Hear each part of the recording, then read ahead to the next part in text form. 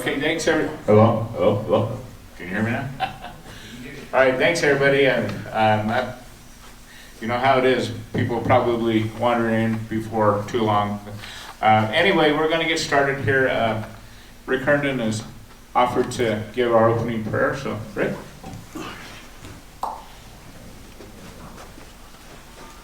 Let's pray. Heavenly Father, we just thank you for this day that you have given us, Father. Father, we pray that you would be with us tonight as we hear people speak. Father, we pray for our country. We pray that you would just open the eyes of people, Father, that they would wake up and see what's going on, that they would work to keep our country free. We thank you for this free country. We pray for this free country, Father. Father, we just pray now that you would be with us during this time and this meeting, Father. Father, just be with us now. These things we just ask in your Son's name. Amen. Amen. Thank you, Rick. Okay, everybody, please stand for the Pledge of Allegiance. I pledge allegiance to the flag of the United States of America and to the republic for which it stands, one nation, under God, indivisible, with liberty and justice for all. Thank you. Thank you. A couple of quick things first, and I have a little smaller crowd than we normally do, but I'm going to make this by show of hands. It's like we say, you know, people get here a little late and all that. We've started at 6 o'clock for almost a year now, but I'm thinking of changing to 6:30, our starting time to 6:30. That would give more opportunity for the laboratory folks to get in and things like that to happen, and actually so we're not running behind like this. But if I do that, we're going to start promptly at 6:30. And so if you're here late, then that's how it is, but we'll start promptly at 6:30. From a raise of hands, who would be okay with that happening at 6:30? Those opposed? The ayes have it. Okay, so we're going to start. We're going to. Is that an oppose or a question? No, it's not. It's a question. So if we start at 6:30, what's your anticipated be done by time? We need to, as we all know, this effort lasts depending on the conversation. And it really does. We need to try to be out of here by 9 for these guys, okay? That's 2.5 hours.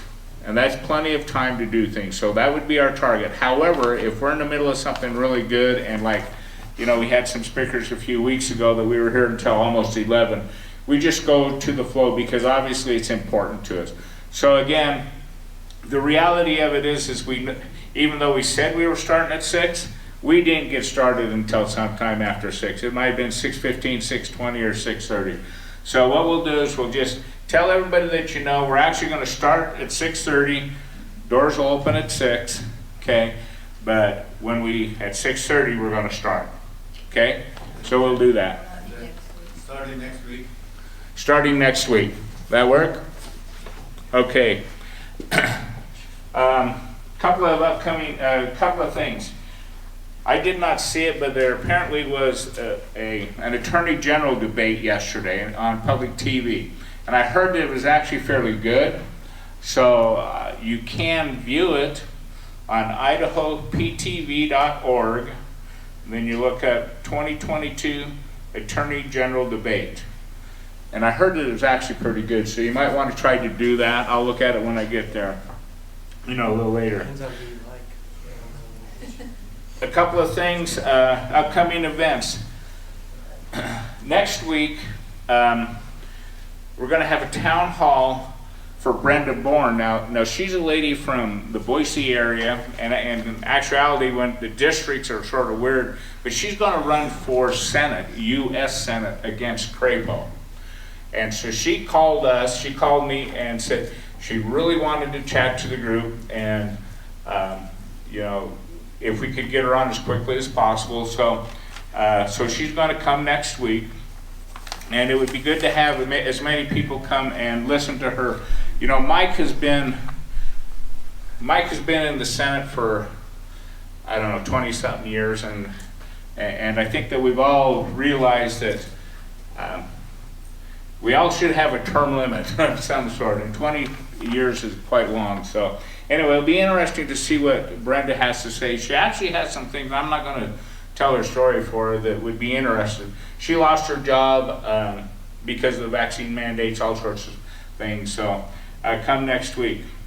The following week, I'm not going to be here, and actually my son will probably run the show and all that, so most of you know him. And we're still settling up on what that speaker will be. The May 5th is our Liberty Dinner, and I haven't got the speaker settled down right yet, but hopefully it will be somebody that, well, they're all worthwhile.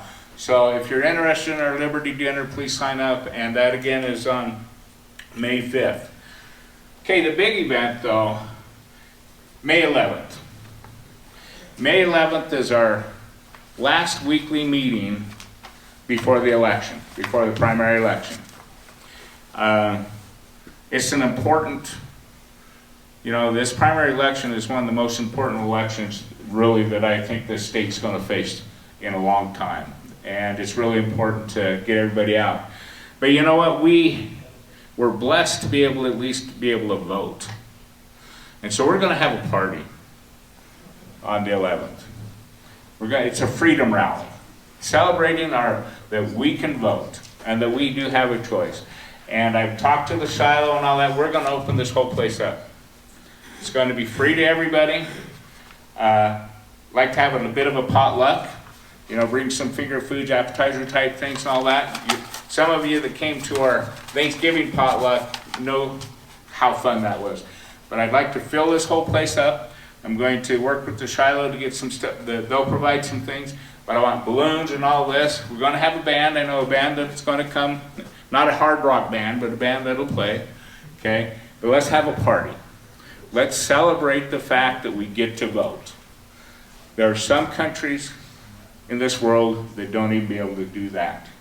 So the hope it will be is that we'll have a good time, get to know people, and it may even change some people's mind on who they're going to vote for.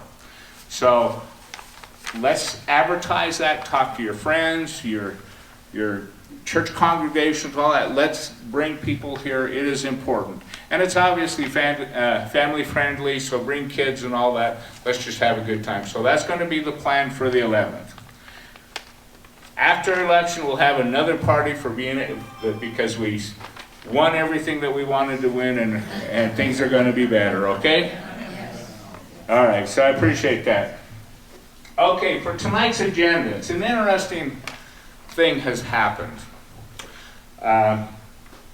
Over the last several weeks, we have tried to get a debate between candidates, the various candidates, incumbents and challengers and all this. Many people are refusing to come and debate. They're refusing to even come and have a public forum, to come in and have the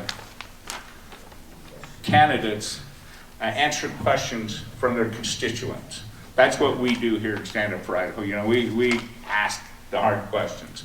They don't want to come. I've worked with the Bonneville County Republican Central Committee to try to encourage them to come, candidates to come. Most of them won't and don't want to. Most of them don't want to even have anything to do with the Central Committee. And the Central Committee has been doing a little bit of a vetting process of which they basically start out, do you support the Republican Party platform? And I guess there's been some challenges with getting candidates to sign up to that. So to make that long story short, I got a little, I sent out an email, and it basically went like this. As you are aware, over the past few weeks, Stand Up for Idaho and the Bonneville County Republican Central Committee have been attempting to arrange for a public forum where constituents can hear from local Republican primary candidates and ask the candidates questions. Unfortunately, many candidates chose not to participate. Therefore, I sent out a note this last weekend that Stand Up for Idaho invited and requested the participation of all legislative candidates of contested races in Idaho Legislative Districts 32, 33, and 35 to an open forum discussion during this weekly meeting. This discussion and opportunity to address constituents will occur regardless of participation by any candidate. What that means is I don't care if you show up or not. We're going to talk. Okay, for those candidates that did show up, and we need to ask those folks the hard questions. I will say that the couple of things that I've been told. One is some of the candidates have made it a little bit of a pact that they do not want to participate and will not participate with us or the Republican Central Committee for their own reasons. They also have heard that as far as Stand Up for Idaho goes, we are unprofessional and unproven, is some of the comments. To me, they're talking to you. Okay, and as we know, Stand Up for Idaho has actually been done pretty well over the last several months. It's like I have Ms. Bourne calling us from Boise to come talk to us because we do have influence. We really do. So with that, I invited all of the candidates.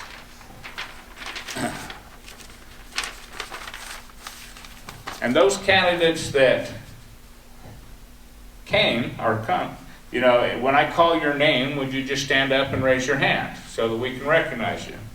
Okay, Legislative District 32, State Senator Kevin Cook.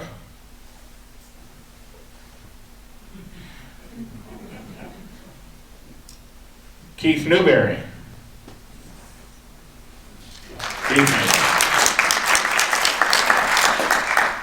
State Representative, Position A for District 32, Nicholas T. Christiansen.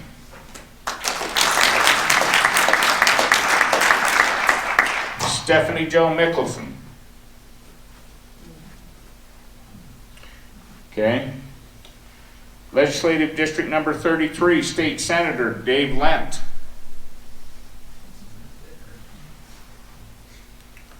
District 33, State Senator Brian Schultz.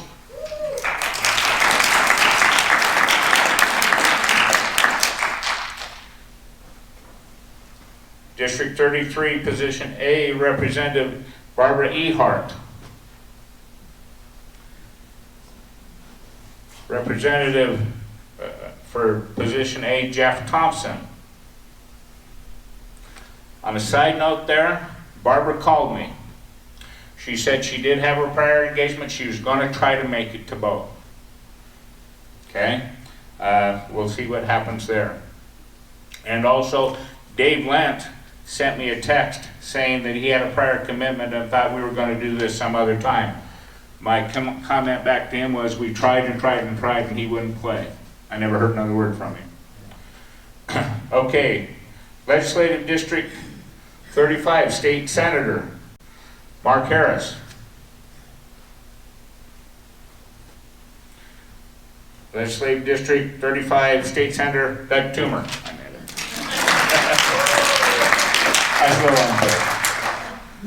Okay, State Representative, Position A, Kevin Andrews.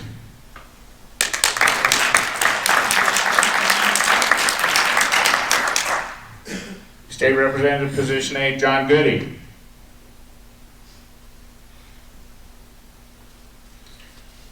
State Representative, Position B, Chad Christiansen.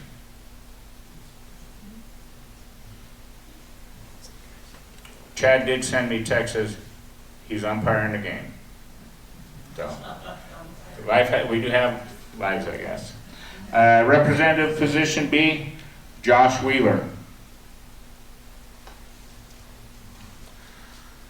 As you can see, a lot of people chose not to come. I would say that Barbara was at least courteous enough to contact me and visit with me and tell me what she had going on. Dave Lent did send a note that was contrary to what his behavior had been. So anyway, with that, I do want to thank those candidates that did come, and I have to make this comment: most of them live in town in Idaho Falls area, and some of them don't, but did make it anyway. So with that, I'm going to actually open this up, and I'd like the candidates to come up here. We're going to have this forum, and this is where you're going to ask them questions, and we're not going to be nice to them. Well, we got to be nice to them, but, you know, ask them the hard questions. Yeah, you're familiar with what we do here, and what we'll do is we'll give them, and just pick a seat. Roman friends. Give them about 3 minutes to start with, to tell us about themselves and why they're running. Okay, give them the little 3-minute talk, and then we'll open it up to questions, and we'll run around with the mic so that people can hear and all of that. But I'd like to keep the answers as short as possible, like to about a minute, so we don't get real carried away on things. So try to be succinct in what you say. Okay, and I guess in all fairness, I ought to get up there too. So Dave, would you like to come and sort of moderate and this for us? And Cindy's actually going to keep time, and on the 3-minute thing, what it'll be is at 2.5 minutes the yellow card, at 3 minutes the red card. Okay? Does that include you, Doug? That includes me. Okay, that includes me. And then on the answers, 30 seconds or 30 or 45 seconds into it, the yellow card, and when you're over the time, the red card, okay? So with that, I'll turn it over to Dave and Cindy, and be nice to it. No, ask hard questions. Thank you. Please take a seat.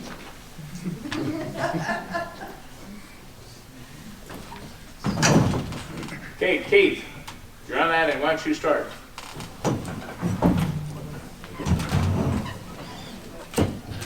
So I need.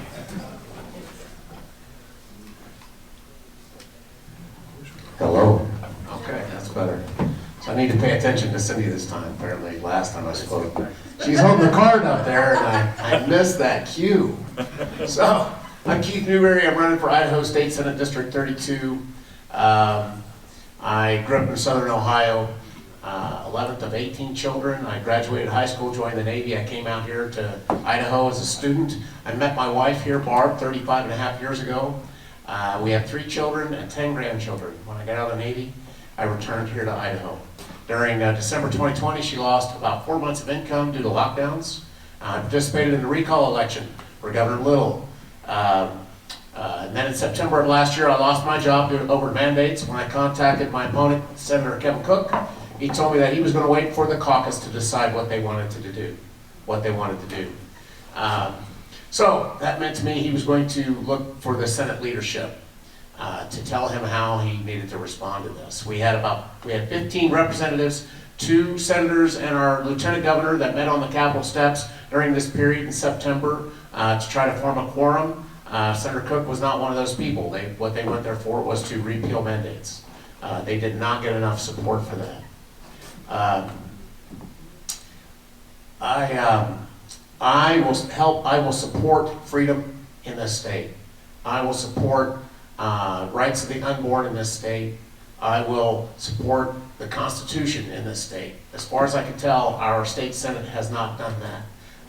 In our state Senate, we have committee chairs that exercise essentially veto power. So what happens is the bill leaves the House, it gets voted on, it gets passed, and it gets to the Senate, and somebody decides that it's not going to go into the Senate, right? And so those people are committee chairs and Senate Pro Tem. I think that our Senate is very weak, and my opponent has not spoken out on any of these issues. Thank you.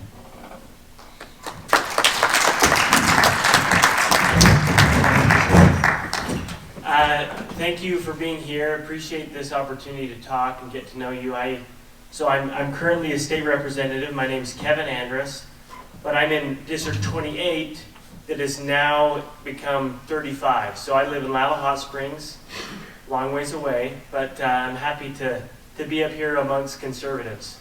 A little bit about me. This is my wife, Shelby. We've been married 3 years today. And, thank you. And she's such a great help. We went out putting out signs today, and she was happy to do it. So I thank her for that. And then we've got 5 kids. Had to get 5 kids in 3 years? Talent. No. She had 3 prior, and then we've had twins. We've got 18-month-old twins, so they're a lot of fun. All 5 are a lot of fun. Anyway, a little bit about me. I've got not much time, but I, as a current member of the House, I recognize that we have issues with leadership in some areas and with the establishment. And I'm a conservative. I guess, to put that into context, the seat where the district that I'm going into, there's Chad Christiansen, and retiring is Mark Gibbs, and I'm running in his seat. And I would say that I'm in the middle of them, but I'm much closer to Chad Christiansen than Mark Gibbs. I don't know if that rings a bell to any of you.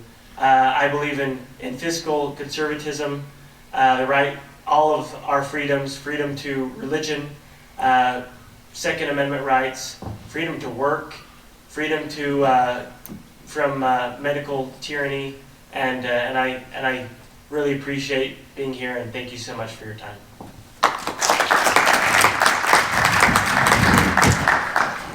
My name is Nicholas Christiansen. I'm running for the House of Representatives, District 32, Seat A, against Stephanie Mickelson. All of you guys here know me, and I've spoken here multiple times. So I won't give you the huge rundown of all of it, right? Because I'm sure you get sick of hearing the same thing. What I can tell you is I have to stand up and do something. I think we all have to stand up and do something, which is why I'm running. We have seen over the course of the last couple of years, our rights just being eroded as fast as they can possibly be. We see everything around us under attack. All the foundational principles of our nation, of our state, are under attack. Faith is under attack, right? Our Judeo-Christian values are under attack. Our freedoms are under attack. Our families are under attack. And a lot of it is coming straight from those elected officials that are supposed to be protecting it. Supposed to be protecting those principles and those values. The Idaho State Constitution, funnily enough, actually says that the legislature is supposed to promote those things. They're supposed to promote temperance, and they're supposed to promote what was it? Temperance and? Oh, I gotta look that up. Yeah, so Section 3, Article 3, Section 24. Section 24. Temperance and morality. So when we talk about a lot of the things that we're seeing coming into schools, and the pornography that's coming into schools, and the stuff that's getting dropped on our children at such a young age, that's not what we're supposed to be doing. It goes directly against our own Constitution, and nobody's standing up to stop it. I will. I stand up to stop it. I've proven. I know you guys all know my story of being fired, and I use that to tell you that I've already done it, and I don't intend to stop. I'll stand up for whatever it takes and do whatever it takes to secure our freedoms and our liberties. Thank you.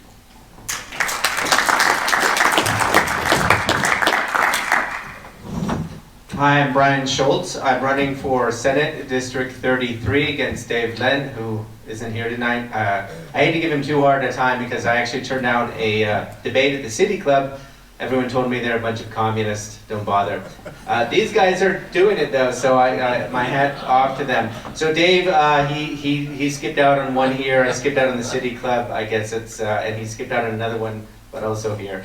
Anyway, my story is a little bit different. That I'm not from here. I was actually born in California, so drum roll. My wife Nora is from Germany. Our eldest daughter is here. We have 3 little ones, and my patient wife is 5 months pregnant. And she said, "You're running for Senate." Good. Good. And she's not putting up signs for me. She is showing up at some events, so I think it's a nice balance. As to why I'm running, I'm very concerned about issues about medical freedom, education freedom. I was concerned about that before Corona, but with Corona, everything got amplified. I think it's mostly a scam. I think the election was stolen. I work with Election Integrity Idaho. Some of these things that you're not supposed to say, I don't know. The election was dreadful, at least dreadful, or just flat out stolen. There's some great films coming out. 2000 Mules is coming out, I think, next week. A lot of you will go see that. So there's these different issues. All the freedom, all the Constitution are representatives. There's a war in the Republican Party on. We're not just against Democrats, we're against Republicans within the party that aren't doing their job. They're just shoring up big business. It's a disaster. We need to get some other people in. Ourselves. There's so many people running in Idaho this year for Senate. It's completely gratifying to see. I hope we get 10 in, at least 10. Here's Doug. He's going to be one of them. Maybe me too.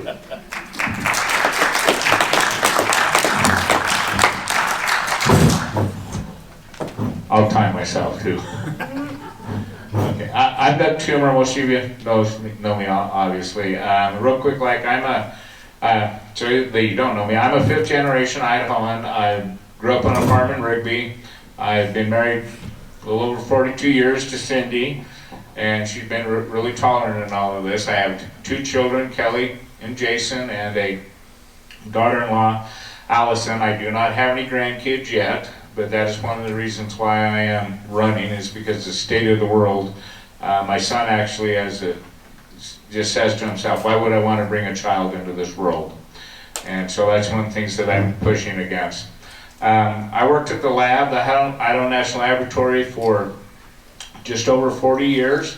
I started out as a laborer. Actually, my real story there is my first day on the job, I cleaned toilets. The second day on the job, I was working on a nuclear reactor. The toilet job was just a initiation thing, if you will, at that time. Through my career, I became an expert in spent nuclear fuel and nuclear material. It's a very highly technical and complex business. I ended up finishing up as a senior program project manager. So I actually had a fairly decent career. However, I was forced to retire. Nick was fired. I got fired too, in essence. And the reason why is because I actually I told Bill Gates he could not patent a fuel design that our scientists had been working on. And Bill Gates, I was working with him in a company of his, TerraPower, and I caught them trying to fraudulently take some things, and I put a stop to it. And it cost me my job. That's something that's still hard for me to talk about, but I've stood up and I will continue to stand up. A couple of years ago, a year ago, I got to worry, what's going on in our country, and so to make it short of it, I started Stand Up for Idaho. During Stand Up for Idaho, I learned a lot of things about how bad our state really, really is. And along with these guys, you just open your eyes and say, I can't let this happen any longer. And so I decided to stand up. The corruption that you see all the time is there. The Constitution says we the people. Not we big business, we the elite, or anything like that. It's we the people. And it's quickly becoming so that we can't, we the people don't matter. And that is not the case. I will fight for we the people. I've demonstrated that I will stand up against the bureaucracy. I will stand up against the richest man in the country to make us do the right thing. And that's why I'm running for Senate, is to help fix these things. Thank you.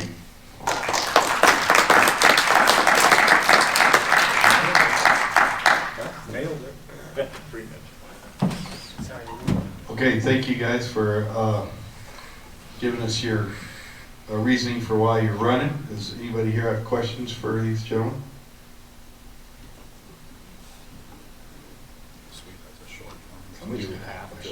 You have to ask questions.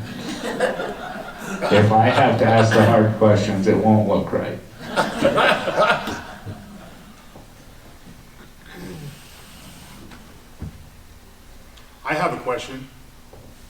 is no kidding.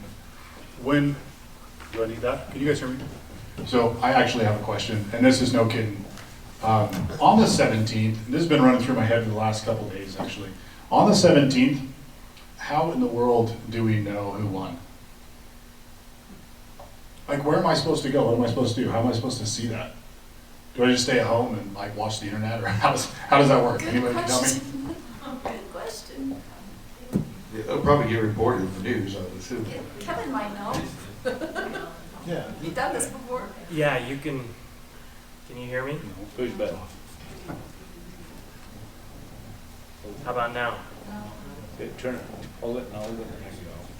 Okay, yeah, how I do it, sometimes there's a watch party, but everything they do at the watch party you can do at home. You look on a few different sites, your county, I guess you're just in one county, so you just look on your county elections website, and they will have the polls as they're coming in, and then they post the results as they come in, and you'll have like 20% reported, and then 40%, and then when it's 100%, but that is still not official. It'll take a few days before it gets official. Like there's a race 2 years ago that night he was reported to win, and then they found out that there was some that didn't come in, and Kerry Hanks won the next day. So that's how I do it. Cool, thank you. Okay, I got a question for you. Nick. Okay. So what's your vision for Idaho? What do you want to see? What's my vision for Idaho? So I want to see. What do you want to see in Idaho? At the end of your term, what do you want to be different about Idaho that we don't have right now? At the end of my term, I would like to have less government involvement in every one of our lives. I think right now that our governments, and there's more than one, reach into our lives far too much. And I think we need to reduce that. There's multiple ways to do that, right? You can starve the beast. You can remove funding from different organizations or different pieces of the government that are causing trouble or reaching in too far into your lives. But let's be honest, like, I'm the type of guy that I just want to be left alone. I do. And that's why I'm sitting up here, because I can't be left alone. So for me, it's looking to reduce the size of government and its influence in our lives, looking to reduce regulation on the individual person, and making sure that our liberties are secure. As far as what that looks like at the end of my term, I don't know that we're going to get really far. And the reason I say that is because there's not enough of us. There was, like Keith mentioned, there's 15 people that went over to stand on the steps and try to call a special session. 15 people's not enough. And we had 5 here, that's 20. That's not enough, right? There's 35 different districts with 2 representatives in each one. That means there's 70 representatives, right? So 20 of us isn't going to get the job done. That being said, it is not a worthless venture. I believe that. I believe that if we stand up together, if we present if we represent ourselves, and if we represent our constituents, and if we believe and hold to the Constitution, it will inspire others to do the same. I think there's more people in our legislature right now that would stand up if there were enough people to do so. So that's my aim, is to stand up.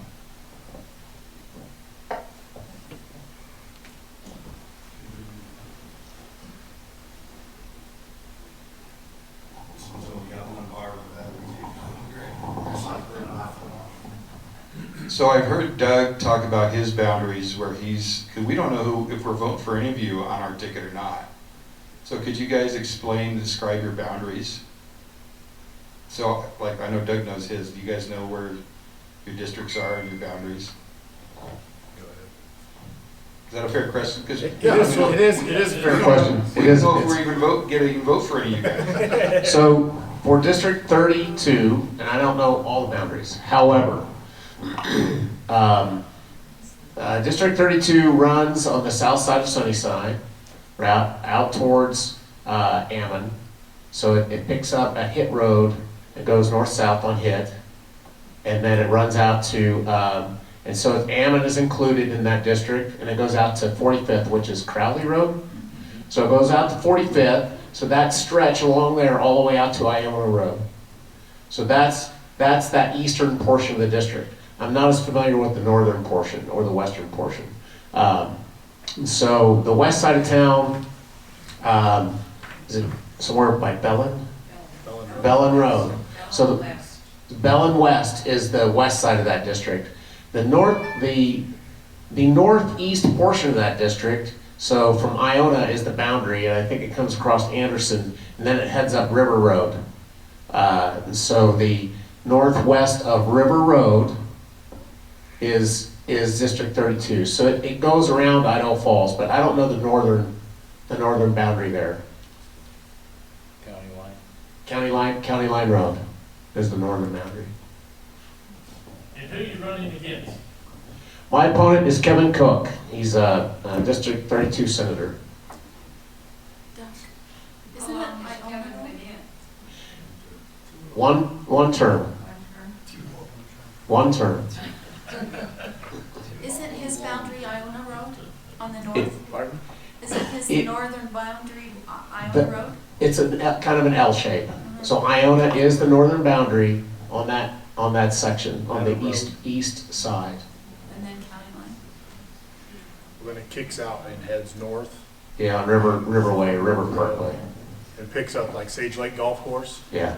picks that up. Okay, what about District 35?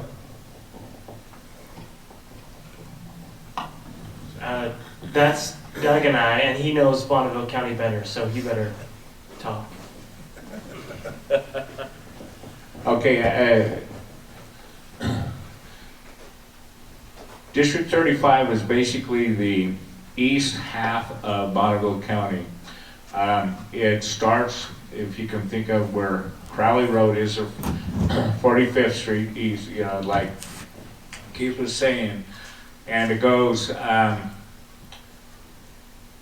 south to basically the county line, the Bingham County line and Bonneville County line, goes north up to Iona Road, and then from Iona Road it heads west, as Keith was saying, and follows Iona Road over to River Road.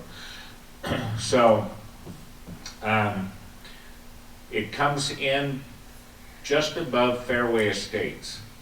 So Fairway Estates is actually in 32. Just above Fairway Estates is in 35, so it has a little funny jog there. It goes from there, and then everything east in Bonneville County, including Swan Valley and all of that, clear to the Wyoming border is in 35.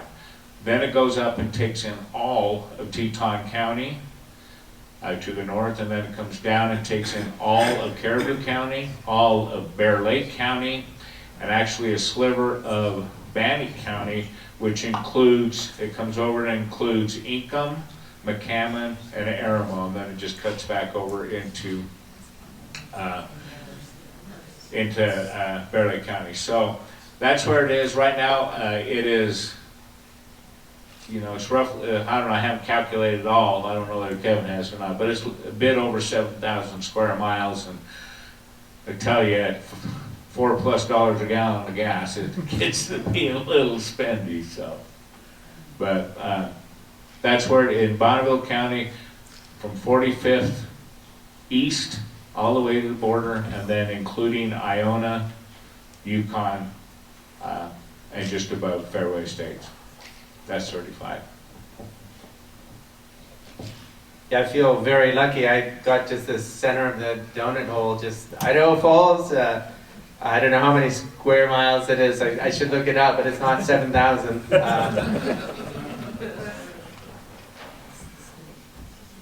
Well, what's your boundary? I can't speak to it. Sunnyside in the south, and I don't know. I'll have to. Probably sounds terrible, but it's the center of the donut hole. I think most people get it. People should be able to also just go to look what their precincts and boundaries are, and get not the boundaries, but their precincts and districts by putting in their address. I get the impression that Idaho Falls has stayed the same, except we added precinct 1.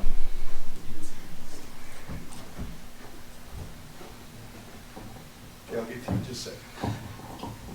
Got new batteries. Darn it, we'll have to speak. Okay, you were next, right? So look from here. Okay, let's turn it off for a Hi, second. thank you for being here. The question that I would like to address, or have each of you answer is this. We hear that there's a lot of corruption, a lot of misdeeds in both the House and the Senate. I would like each of your opinions as to what percentage you think is in each one of the houses. How much is there? What's your percentage? What percentage do we need to replace, I guess, and what percentage, that percentage of real corruption? Maybe I'll start with a short answer. So in the Senate, are they really corrupt, or are they just beholden to big business? And I guess that's It's kind of the same thing. So if it's the same thing, then most of the Senate, it seems like they put everything in drawers, they don't vote on things, they block everything. If you just go by the freedom scores, maybe there's 3 decent senators and the rest stink. They all have F scores. But there's different ways of looking at it.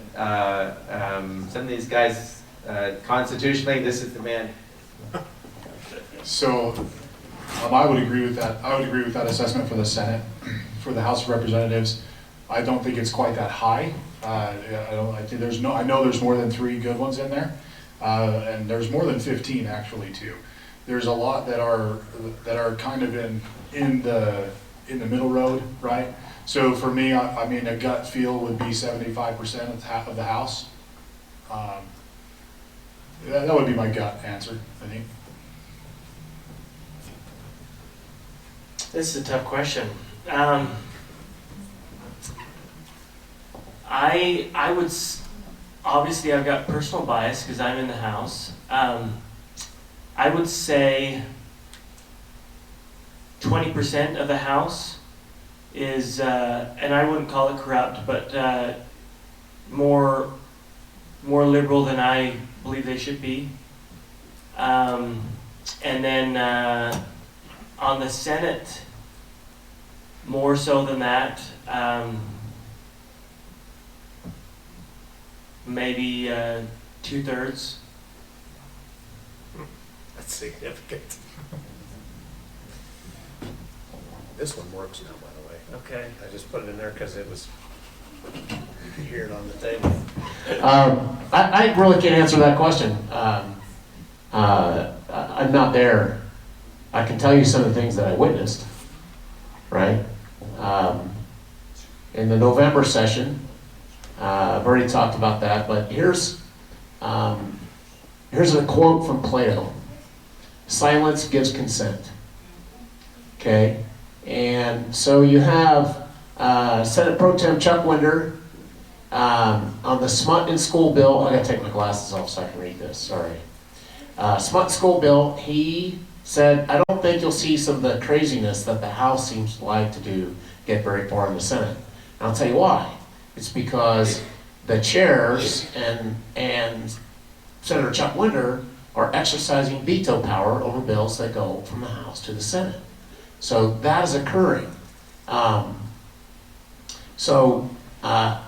quote Plato, silence gives consent, right? Or silence is consent.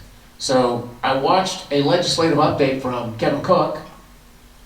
It was one of the last ones I got. And he talked about several different bills made it from out of our legislature and were vetoed by our governor, right? One of those bills was the Coronavirus Pause Act. That was a weak bill, watered down bill that Winder proposed, but it made it from the Senate to the House. They voted on it. Then we had 3 senators. You know, they voted for it before they voted against it, so to speak, right? Remember that saying? Well, I guess they voted for it before they voted against it. So when our governor vetoed this bill, it goes back to the Senate, and 3 of those senators changed their vote. And on that legislative update from from Kevin Cook. He puts one out, I don't know, monthly, I think, while the legislature is in session. It was kind of the final one. He just said, well, we just couldn't muster enough votes to get this passed. And I think that's a big problem, that it's just like, well, we just couldn't do it. But on to the things that we did do, right? And so I think those are significant things that are occurring. And I believe that silence is consent, and I think that's what we're seeing. So whether it's just flat out corruption or silence. I just got cut off. It's that 1 minute thing, you know? Did it run out? Yeah, it's dead. Tried the other one then. Anyway, I can speak louder though, so. Did anybody else see that?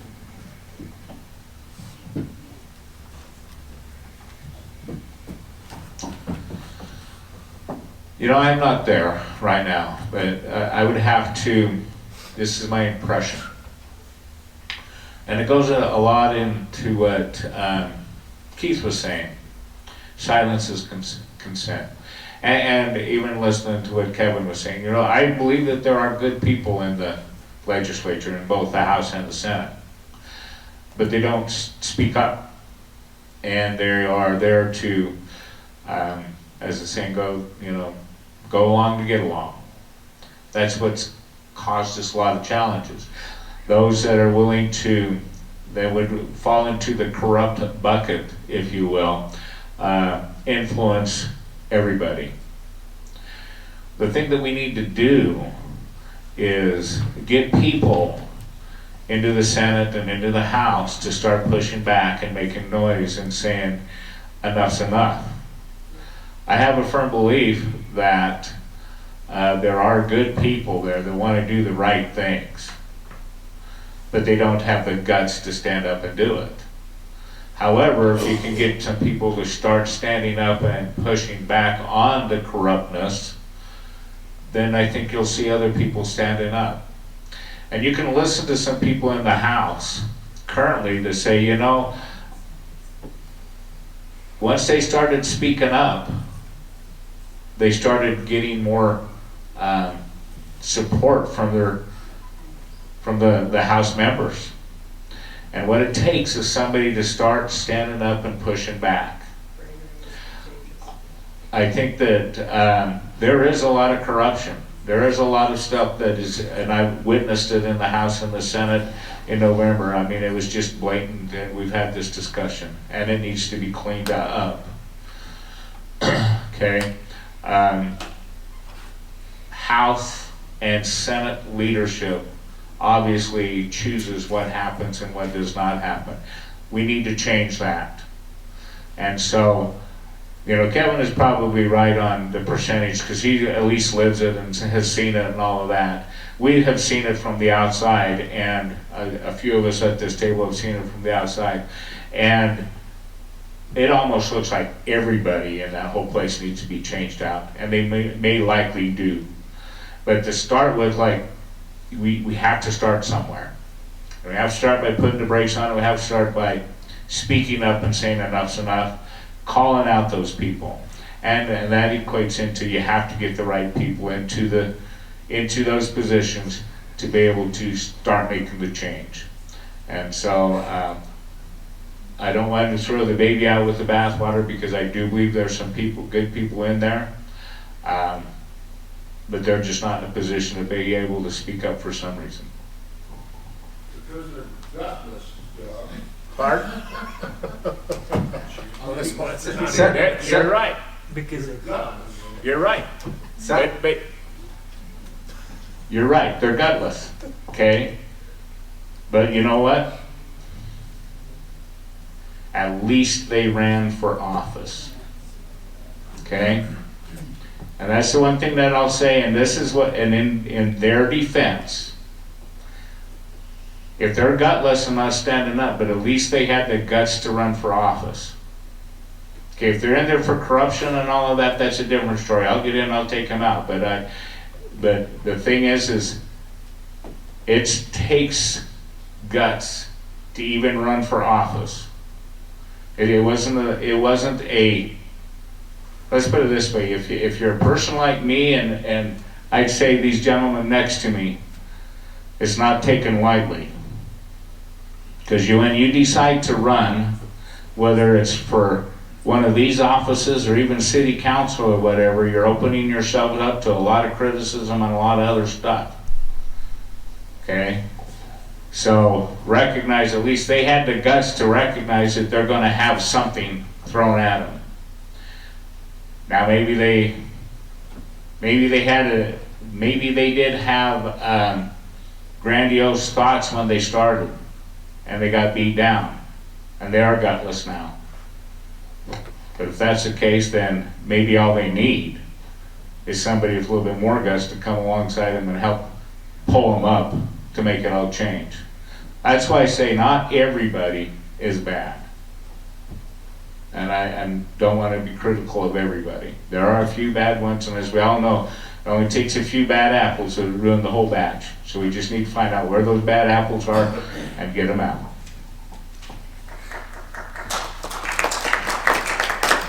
Okay, sorry. I have a question about education. Education is a big topic, and I know that I want to know what role the state legislatures can participate in education as opposed to your local school districts and your local school boards. How much control actually can, or influence I should say, can the state legislatures have on our education system, and what type of curriculum would you like to see? How does that play out? What I see is that everything's always based off of these open words, which is age appropriate. Who comes up with age appropriate guidelines? Whose influences is it? The governor, he appoints the State Board of Education. And so what influence can actually state legislatures pose in on education when it seems like it's controlled by the governor or the state legislature, or not, the State Board of Education, teachers unions, because if you drop funding, then you're the bad guy. Like, what influence can you really have, and what would you like to see in education that's not currently there?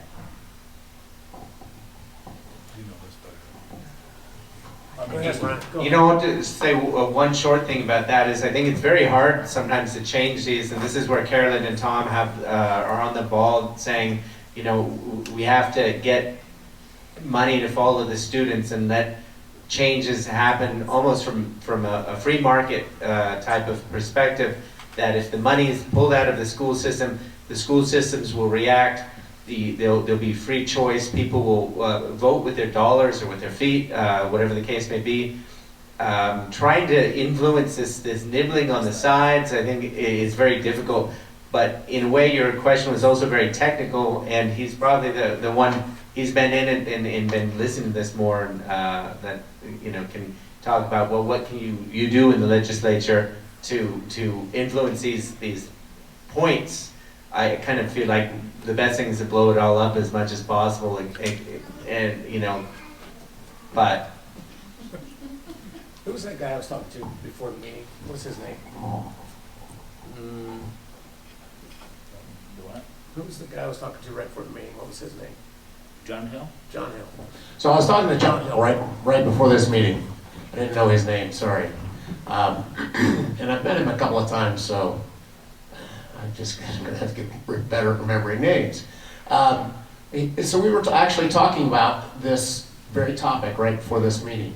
And one of the things he pointed out to me was, the governor appoints the state board, right? And so why is this governor appointing all these liberals?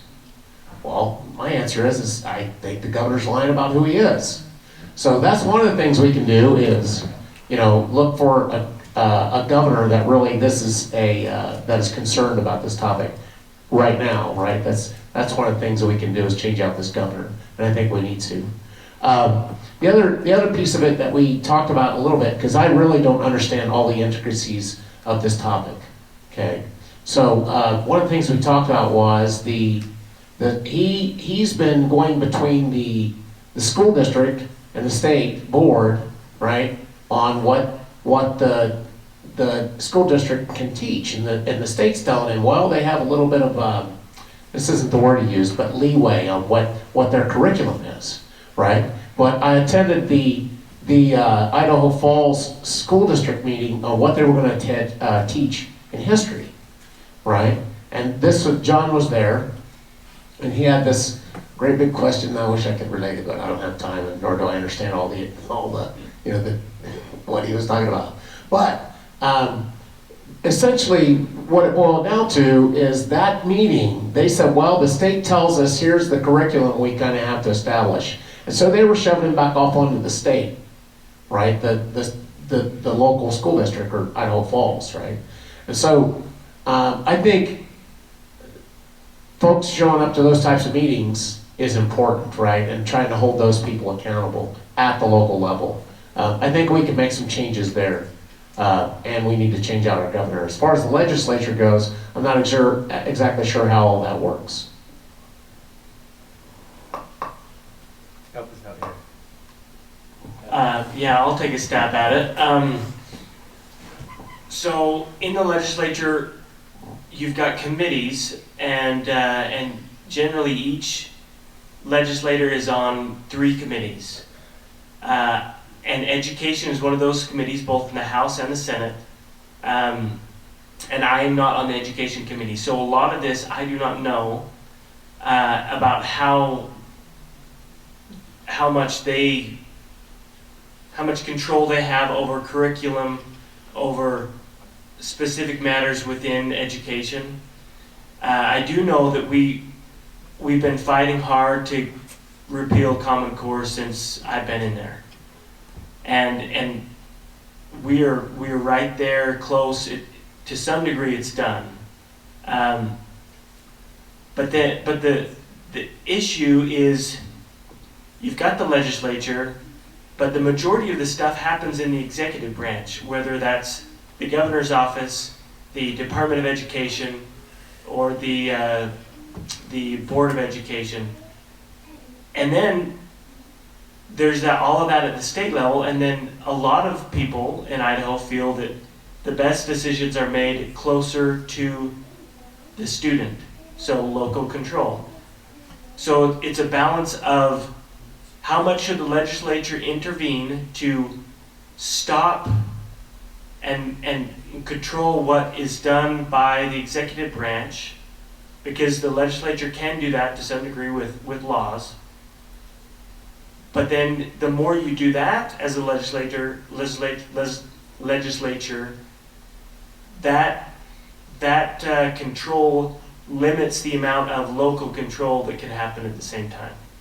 So again, I'm not the best one to talk about it because I'm not on that committee, but that is some of what goes on and how that balance happens, if that helps.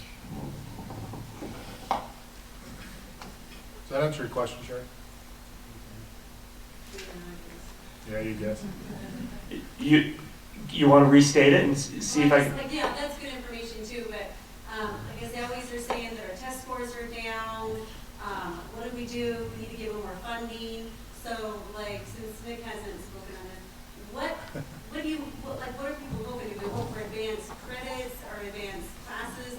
What kind of, theme or mantra would you have to even improve the education system if you think it needs to be improved out or somewhere in there?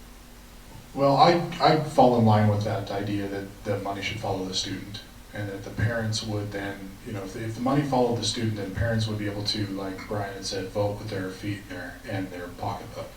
And they would be able to send their kids to using the money that they already pay into the system to choose that kind of education that they want for their children. And I think what you would see is more of a traditional education. You would see math and English and writing and the same way that we have seen it for a long while until Common Core hit.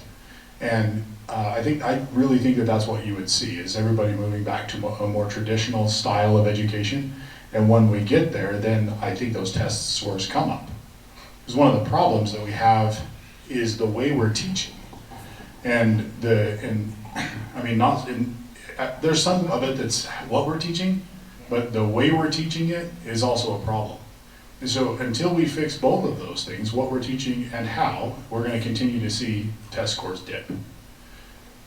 So for me, I think a mantra would really be let me think about that. I think a mantra for me would be to educate our children, not brainwash our children. To teach our children, not to indoctrinate our children, if that makes sense. Does that answer your question?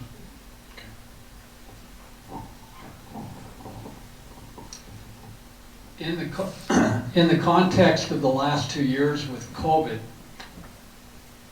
we have seen an outcry in our country, the masses, many angry, of course, about lockdowns and federal mandates. But on the other side of that coin have been masses, and the media has fed the hysteria of government solving the threat, fabricated or otherwise, this threat of COVID. In that context, and in the context even of education here in Idaho, the question now that I have for you is this, and I'd like each of you to answer it. The question is, if the masses, if the voter who elects you to office demands certain things of you in the legislature, and if it's in conflict with the Constitution of the state of Idaho, so you've got the masses on one side demanding something, the vocal minority or the vocal majority, it doesn't matter which that is, and on the other side you've taken an oath to uphold and sustain the Constitution of the state of Idaho, and next to that, the U.S. Constitution, but first the state of Idaho. When those are in conflict, how are you going to vote? I'd like each of you to answer that question. Can I go first? Yeah, sure. Well, every person that is elected to an office, when they are sworn in, they take an oath to uphold the Constitution. You don't take an oath to uphold the will of your constituents. So that one's easy. You uphold the Constitution.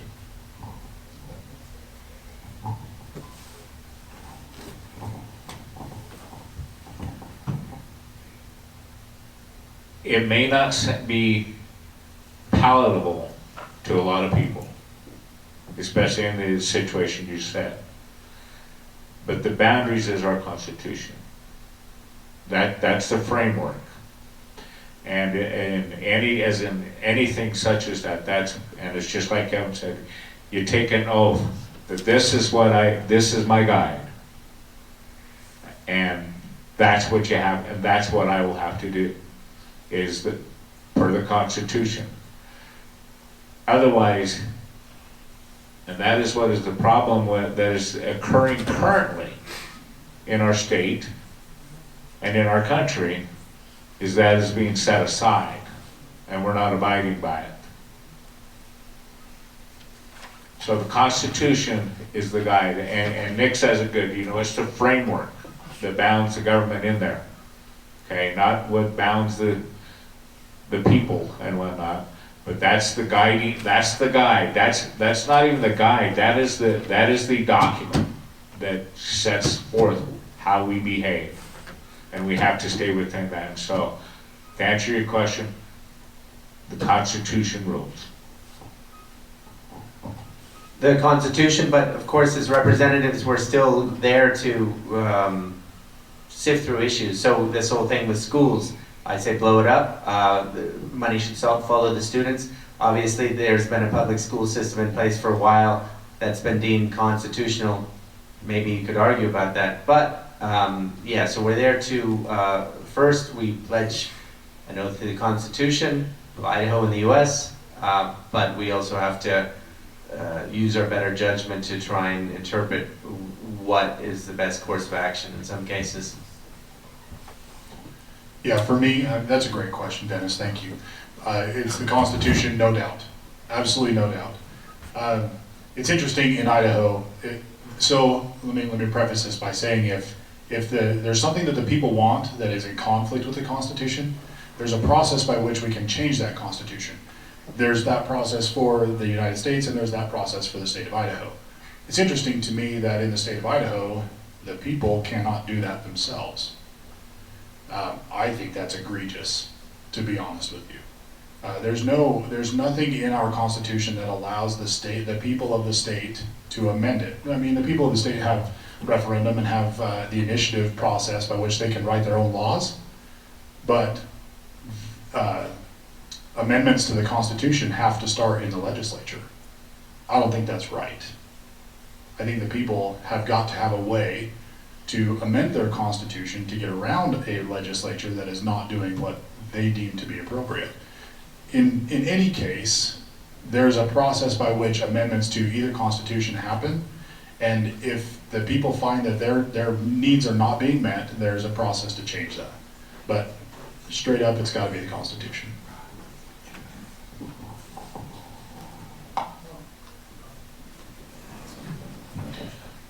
So I think that's part of the problem that we have is leaders, legislators, our governor, our presidents, right, our Congress. And I mean, they've taken it. Here's a pocket copy. You can pick one up in the back. I think there's still copies if you don't already have one. This is the Idaho State Constitution. So that are ignoring it, right? I mean, Governor Little with his lockdowns and keeping the lockdowns greater than 60 days. So they pick and choose which pieces to apply, right? And so I believe that this is the governing document, right? And this is what we need to base decisions on and legislation on. So that definitely the Constitution.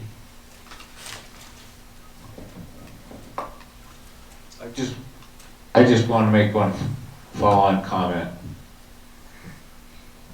We need to be careful, and don't mean to be critical of Nick, because Nick's very good. We need to be careful at modifying it and saying that we can change constitutions. We don't want to make it easy. We don't want to make it easy for anybody to change the Constitution. We need to be careful that we don't think that if I can just change this, that it'll fix things. I guarantee that it will not. The biggest problem we have right now, and we all know it, and Dennis, you know it, know this, is that we're not following the Constitution. We're not following the state, we're not following the U.S. Constitution. What makes us think that we can actually change them to make us follow them? It's not going to happen. Okay? We just need to be very cautious about saying that if I open this document up for change, that I can limit the change to this or that. And I'll say this on the U.S. Constitution. I'm very afraid of somebody trying to change and open this Constitution up to fix things. Because history says once I open it up, I never know how it's going to close. And so, when I say the Constitution, and the constitutions that we have didn't get here by chance. And we've survived as a country for over 250 years. And as a state for over 100 years. You know, there are a lot of things that go on. We need to make it hard to change the Constitution, but it is our balance. And we can do a lot of things within that Constitution. But we need to be careful about thinking that by changing the Constitution, I can fix things. So by no means was I suggesting that we make it easy to change any of the constitutions, so I hope it didn't come across that way. I'm merely pointing out that there is a process for that, that if the will of the people is that this needs to change, that there is a process by which to do that.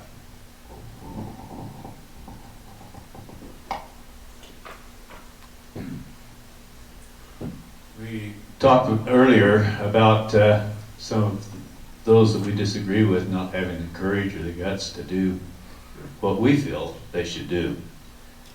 I guess as I think about that, I think there's a lot of, I know many of those that you're running against, and I would say they do have courage.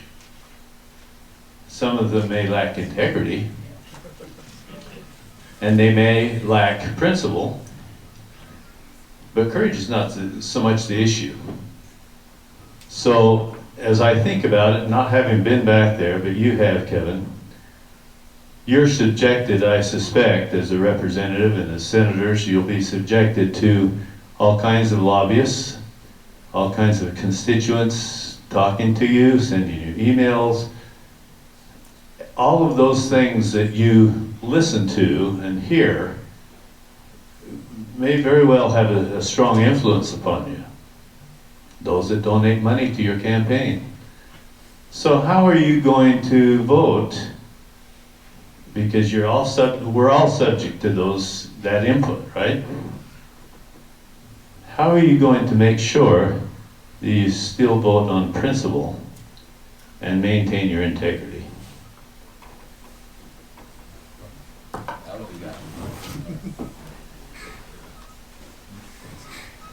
That is a great question.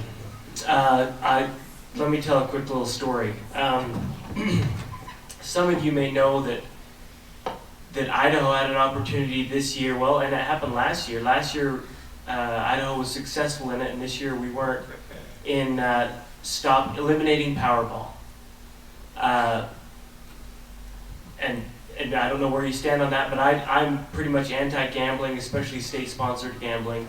And we have a very conservative state affairs committee. We killed it the year before, and they brought it back. And because of changing of which countries could participate, they had to amend the state statute in order for it to continue on it. And I had numerous lobbyists come and talk to me about it. Good friends. One of them took me to breakfast, and I knew what it was about, why I was being invited to breakfast. And I said, well, I know why we're here. I'm still a no, but glad we can still be friends. And then later, well, I won't tell that part of the story. But yeah, I can still be cordial, and they know where I stand. In fact, later the director of the lottery commission, so the department head over Powerball, I saw him after this bill had passed, and I debated strongly against it, and I said, you probably don't want to see me. I'm probably your least favorite legislator right now. And he says, oh no, I always know where I stand with you. I appreciate that. So you don't have to agree with everyone, just like us, all your neighbors. You don't have to agree with them everything they do to still have a cordial relationship. And I have that with lobbyists. I know where my values are, I know where my principles are, I know where the Constitution is, and where my constituents feel, and I can still be friends with lobbyists when we don't agree. I think that, where are you going? So I think that's dead. Sorry.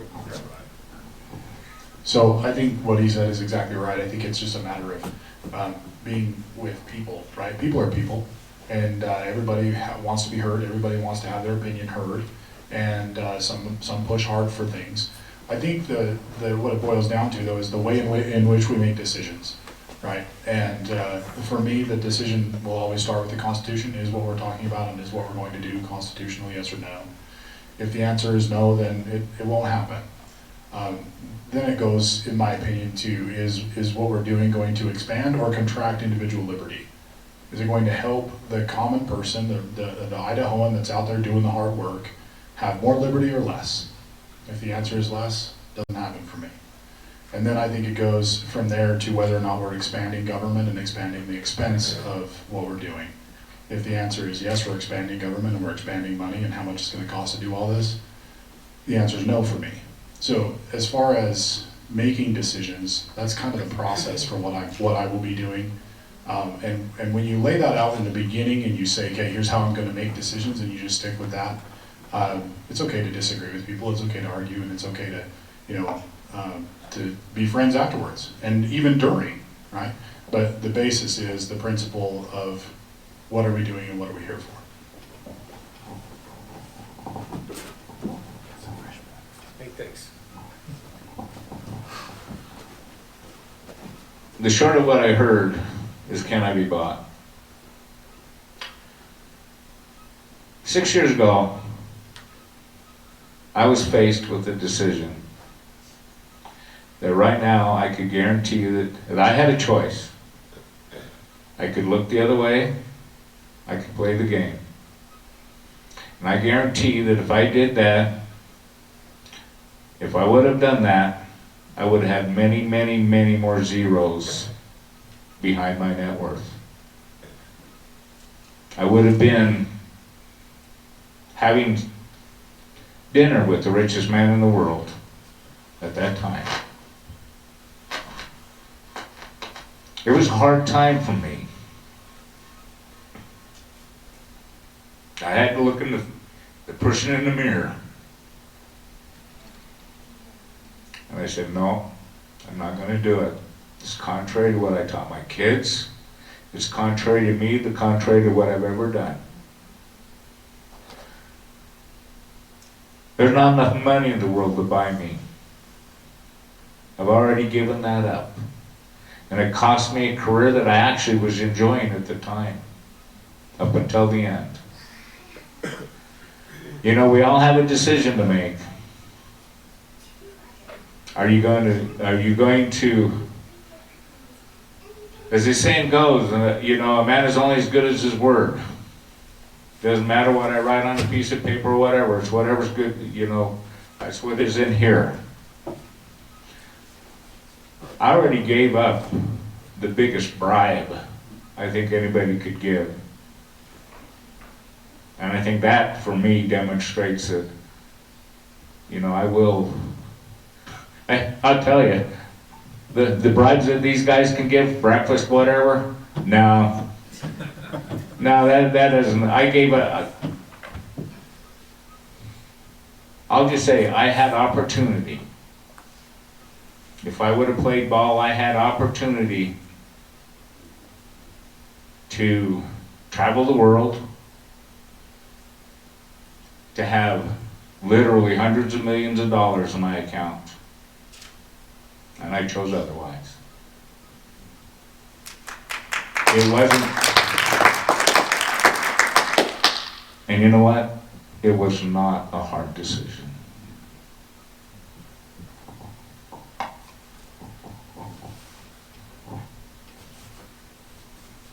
You know, I think in the Senate they must put something in the food that they all have such terrible voting records, so I'm just avoid the Jell-O. Stick with McDonald's. The sushi on Wednesdays.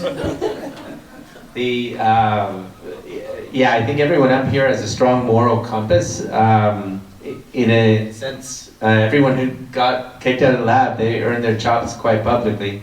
I can't say I've done that, but you know, there's this, why are we up there? Why are we trying to do this? And why are they so bad?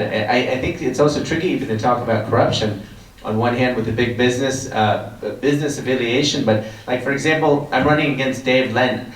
Corrupt has such a weird name to it. I don't know that I think, everything I know about him, he's a nice guy. I just get the impression he has a different perspective than I do. I'm not sure I would use corrupt as the word, beholden to big business and teachers unions, maybe someone who just collapses for every school board request and every teachers union request, every IACI request. He's just got a different perspective. So there's a moral compass thing, but there's also a perspective thing. I think a lot of the Senate that are there now and hopefully won't stay there, they are maybe more liberal. They're, I say rhino, that, you know, it's kind of a nice cliche. It makes it clear, but I have liberals in my family. I get along with them. Some of them are okay. I get along with some of them. But a lot of these a lot of these legislators, they're just very liberal, or they just don't have this sense of Constitution, liberty. They're probably all vaxxed. I'm not vaxxed. I don't know if anyone up here is vax, my God, but there's just certain ways that they've led their life that are probably quite a little different than how I've led my life or the people on this stage. Did you want everybody to answer this question? Okay. First of all, I really like Nick's answer, right? I think when you're looking at how do you make that decision, those are the things that you need to weigh on how you're making a decision. Doug talked about, what would it take, right? And so I have a similar story, I guess. They wanted me to fill out this vaccination certification status with the lab. I'm like, I'm not filling that out. Have you seen the Department of Homeland Security where everybody that doesn't get vaccinated is a potential domestic terrorist? I'm not doing that. So I got reprimanded. In the process of me getting reprimanded, I thought about it and realized, wow, there's a lot of things that's going on with this lab that are a problem. I actually thought they were going to fire me, but they told me to quit. So I sent out an email to 2,300 INL employees, and it was about a 5-page email, and it covered all of the ways in which I thought the Idaho National Laboratory is breaking the law. And so I guess I figured it was time to stand up, and so that's what I'm doing. I'm still continuing to try to stand up, but I really agree with Nick's message on how the process on how you make those decisions.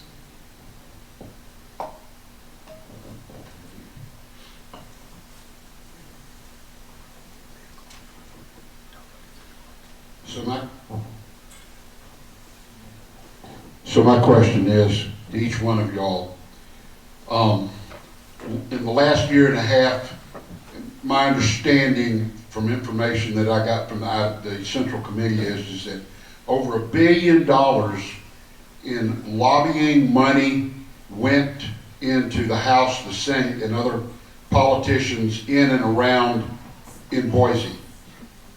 Over $1 billion, that's with a B. Now, that buys votes.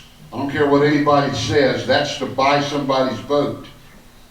I'd like an answer from each one of y'all, if you're elected, that you would promise not to take money from big business and other organizations, lobbying groups in the state of Idaho.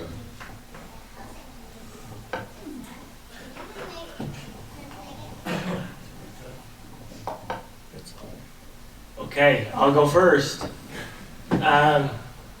I will not promise to do that. I currently accept money as it comes.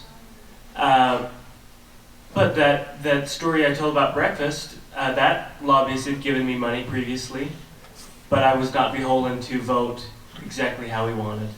And I believe that I can maintain my principles despite the help from others.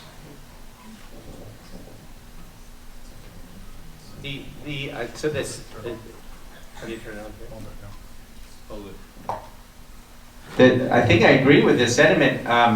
Honestly, as an outsider, I'm not quite sure how that works. At the moment, I don't think Pfizer's ever going to want to give me money. There's too much track record there.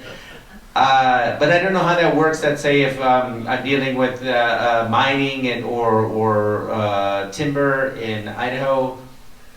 It seems like it seems like ultimately to win elections there's money involved, and it would be nice to say that it would always come from $25 contributions.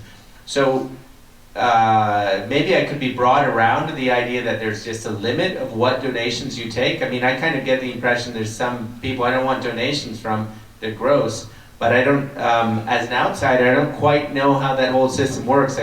On a very idealistic plane, I would think you'd go, oh yeah, I'm only going to take small donations from, citizens. I don't know if that's a realistic aspect. I think you definitely have to have a moral compass. And I would think some things come across as quite sleazy, but I honestly don't know at this point in the game where those lines are. I'm not confronted with that yet. But the sentiment is also like, well, down the line, how will you make those determinations?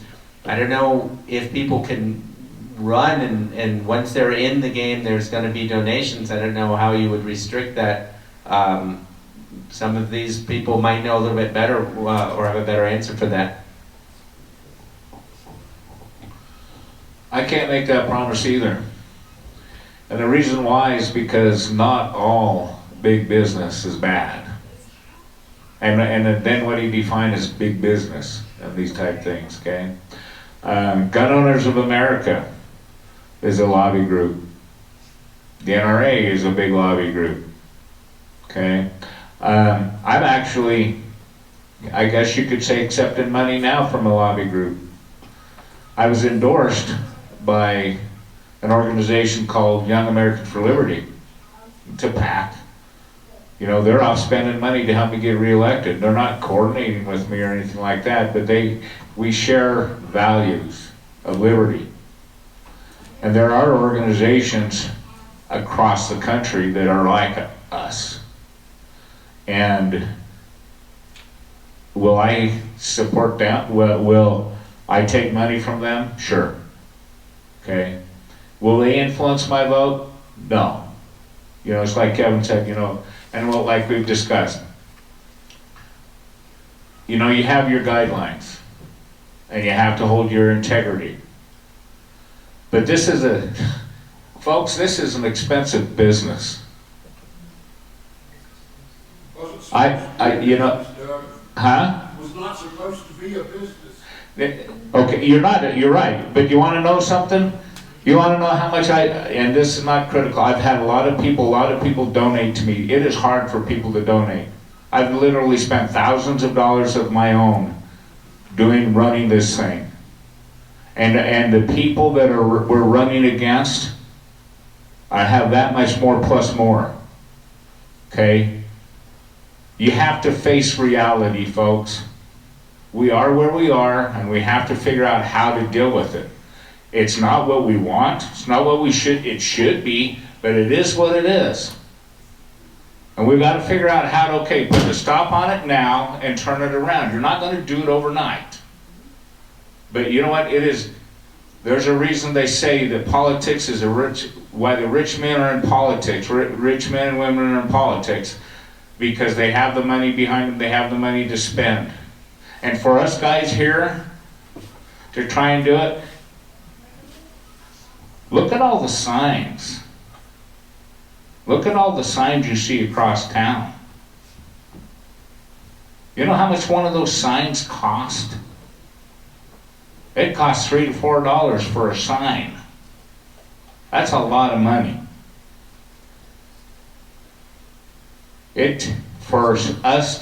For people to represent you, for people to do this and to fight this battle, it costs money. And so you have to, yes, I'll accept help. I'll accept help to be able to do what I can to be able to help represent you. And again, what's big business? Is it anything over 10 employees? Is it anything over 100 employees, 1,000 employees? Is it, what defines that? We need to be careful of lumping everybody into one bucket. And the truth being is that if you expect people to be able to do this on no money, it's not going to happen. So we need to all be careful about who we do accept money from, and it's like I say, and even Stand Up for Idaho's thing on the back of it, if you look at it, we'll gladly accept money from whomever wants to give it to us as Stand Up for Idaho. But we are in no way obligated to do what you want us to do. And that is a fact. If you want to give me $1 million, hey, great, I'll take it. But that does not obligate me to you. And you just have to realize that. I think, from my point, what I'm getting at is that Steve Betke, for example, took money 4 times from Pfizer. You can go and look it up, okay? I think he's a crooked politician for doing it. And then he turns around and does nothing with the people at the INL who got fired under pressure. He turned his back on them. He turned his back on them. And that's what irritates the life out of me, because he took money from big business. And that is an individual issue that you have to work on, and you have to make sure that the person that you get into that job has the integrity to do things. And that is why you have to pay attention. You have to pay attention at every election. You have to pay attention between elections. Keep track of what the heck is going on. And if somebody's doing something, speak up about it. Go do like Keith did. Keith got in Bedke's face. Okay, he absolutely did. He's the best writer I've ever met when it comes to things like that. You have to get in their face. And you know what? It's not us that has to hold them accountable. We do. It's all of you too. We all have to do it. I can't do it. Brian can't do it. We can't do it by ourselves. It's all of us that have to do it. I agree with you on Bedke. Bedke, and this is candidate Toomer speaking, was the most corrupt individual that I saw this summer, this fall, okay? And it was his actions and stuff that made me really think that we have to do something about it, that personally added a lot of this to it. We have to get people out that are doing those things. But it's us. I can't do it. These guys up here can't do it. You have to do it. You have to help. Sorry. No, sorry. Can I just add one thing? I think Doug makes a good point with this whole, as a big business. I mean, I'm a capitalist. I believe in business and big business. I don't know where the line is. And I mean, Pfizer has a huge sleaze factor. I think most people in this room think that, but then, what do we do about other things? A microchip processor or oil refinery, if they start, they're obviously, they want something. I get that, yet we can't run a campaign without, it is a tricky thing, and I think people are gonna have opinions about it, about how you deal with that, but we need if it was a presidential race, I mean, do you think you can win a presidential race in the United States with less than 500, the numbers are colossal. It comes from somewhere. And I think you can call out Bedke for saying all these donations that came from Pfizer, and it seems like he's in bed with Pfizer. So there is a trickiness about it, So I would have to agree with these gentlemen. I wouldn't make that promise. And I'll tell you why. I don't think I am doing it for the same reason. Or maybe I am. Brian touched on it a little bit, but I have no idea. I have no idea what happens tomorrow. I was raised to be very careful with the promises you make so that you never break them. And I have no idea what it looks like on that regard. I can say that I agree with some of what Doug had said, that we're not all against each other, right? Some of these groups that are lobbying for the right things. Some of these groups that are lobbying really believe that they're lobbying for the right things, and we just disagree. And I think that we have to be careful that, like Doug said, not to lump everybody together. But I also would hesitate to take any promise that I really couldn't speak to and ensure that I could succeed at. I can tell you that I with Doug cannot be bought. I don't care about money.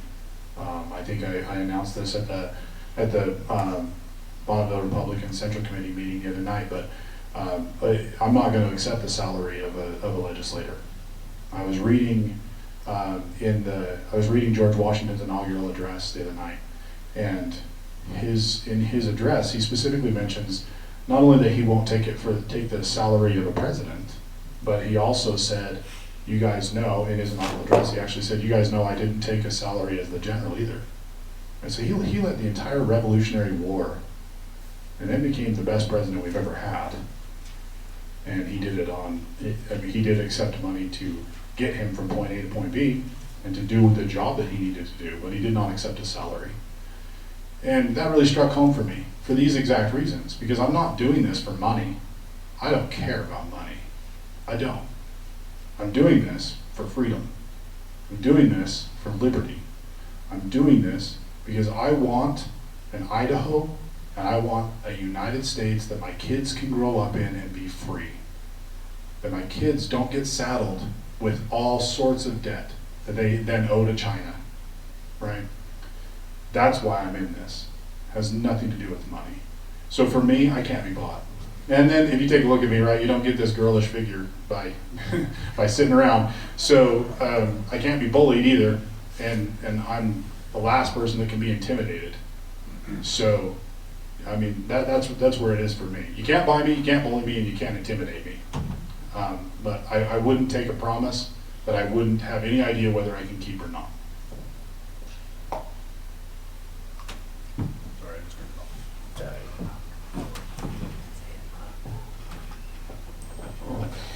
I don't think I can make that promise either.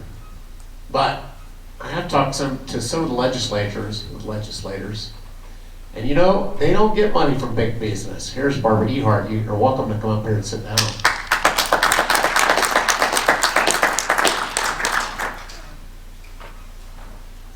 So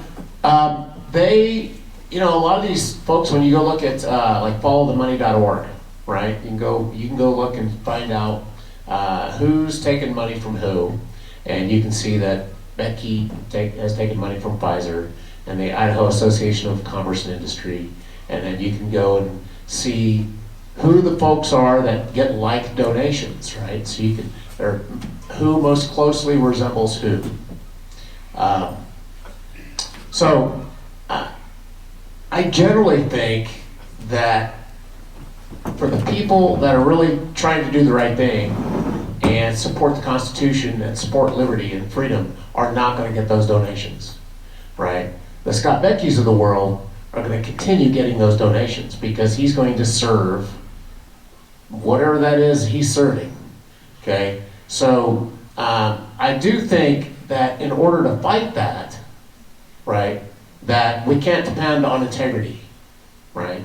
Because there's too many people that just don't have integrity, right? They're there for their own reasons. So I think we need to introduce some accountability, right, in the Senate and in the House.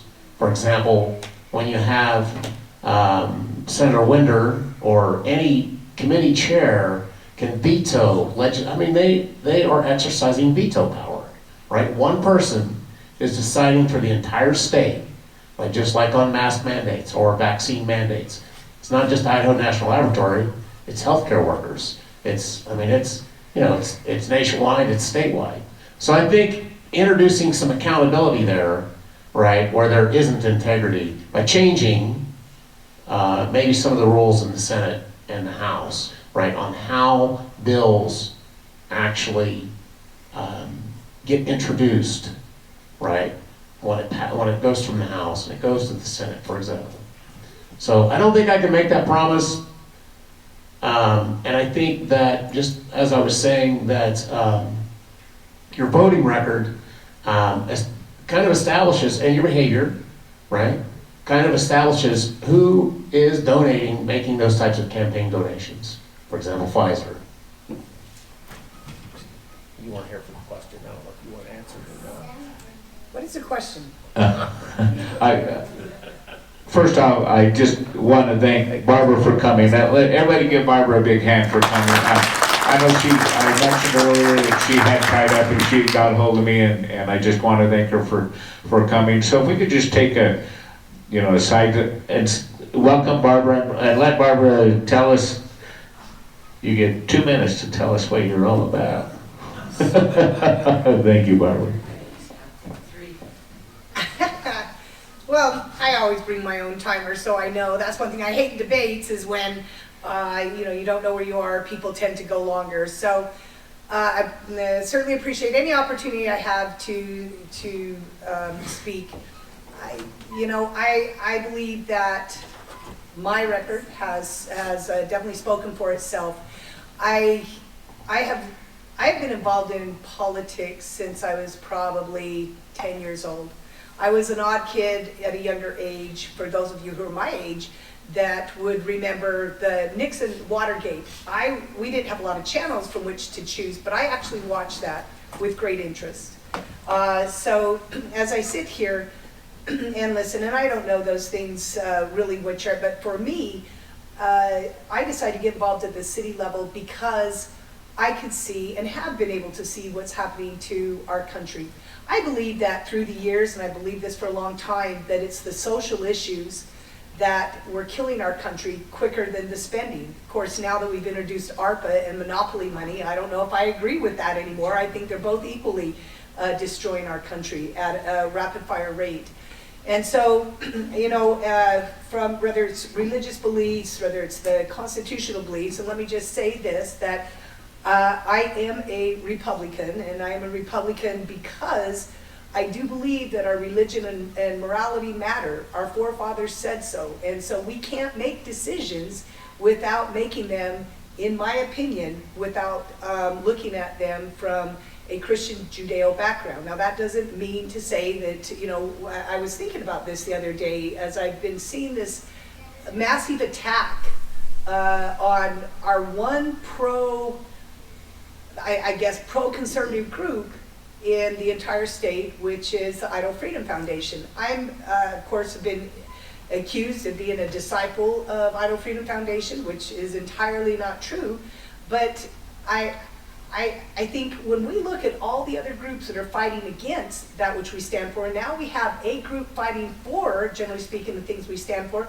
of course it makes sense that the powers that be are going to turn and turn on groups like that. And I think that's, so I'm kind of speaking in circles because I wasn't quite prepared to start with this, but my point is that those things that are righteous and of good rapport, that encourage constitutional principles, that encourage families, all of those things are things which we should be supporting. If the Republican tent is a big tent, and I know we have a problem with some of those that are in that big tent, then it's certainly a tent big enough for as far right as some on the left don't like.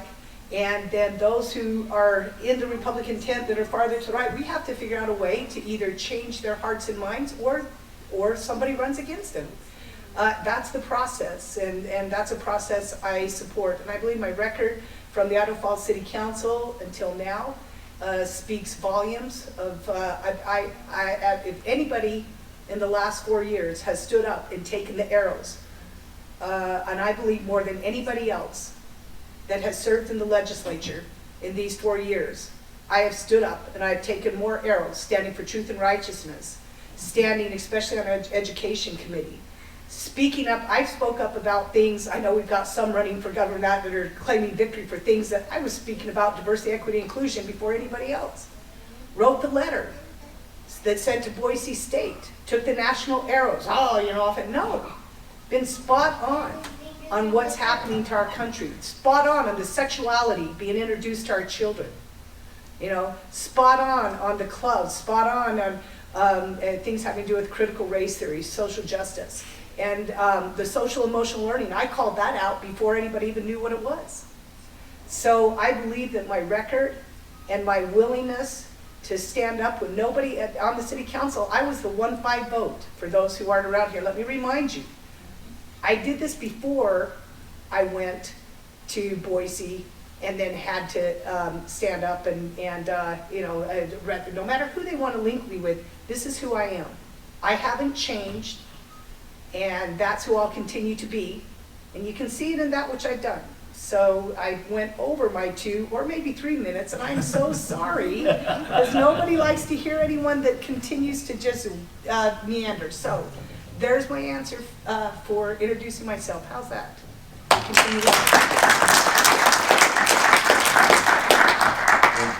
Thank you, Barbara. Don't worry about it. I go over all the time too. Okay, so. all right. We got reprimanded at the beginning of the meeting for that. I was really off on that. Wow. Next question. We're in District 33, Barb. I know. You're our rep. You We have are been great very supporters. pleased with you. Thank you. We will support you Thank you. against Jeff Thompson any day. I appreciate that. Thank you for your work.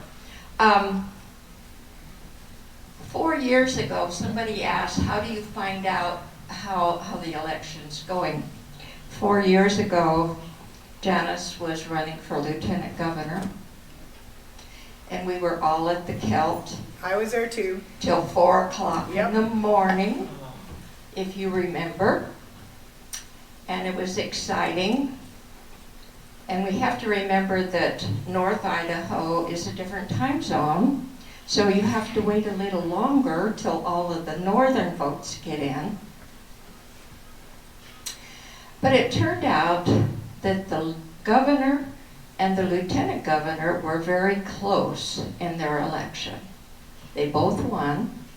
We had Brad Little, and we ended up with the lieutenant governor named Janice. We thought it was going to be a wonderful 4 years. Governor Little decided that she was not part of the swamp, and she was going to be excluded. So she was not asked to participate with the other constitutionally elected offices. Now, you've talked about Scott Bedke being bought. There's a few others in Boise that have been bought. And our dealing, it's been kind of rough this past 4 years. And I'm excited about the 3 of you up there who are going to be our senators. Our pro tem, Chuck Winder, does not like Janice, and he took her security card away from her when she was trying to get on the floor to oversee the Senate. She had to ask the people that let you in the door, open the door for her, because he thought she was unworthy of having the security that she needed as the president of the Senate to get in and conduct the business. Now, we lived through that with her. It was very, very hurtful for her to have the pro tem disagree with her politically and had that kind of power. So we want you 3 new ones in there. And when he pulls this stunt again on our new lieutenant governor, which I hope is Priscilla Giddings, if he tries it on her, you stand up. You keep your integrity, and you talk to some of the other people that are senators that are allowing a leader who is also paid, accepted money, to treat the people that are elected the same as they are, with integrity. Thank you.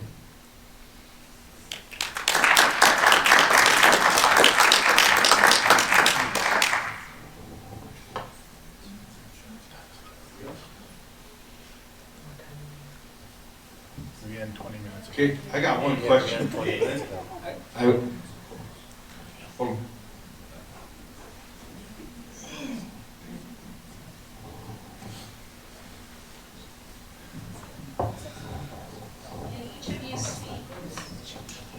Can each of you speak a little bit about your awareness of the World Health Organization and the World Economic Forum, and how our policies with NATO also have been dovetailing with taking away our sovereignty in this country, and how you think you can help keeping Idaho free instead of being part of a globalist society?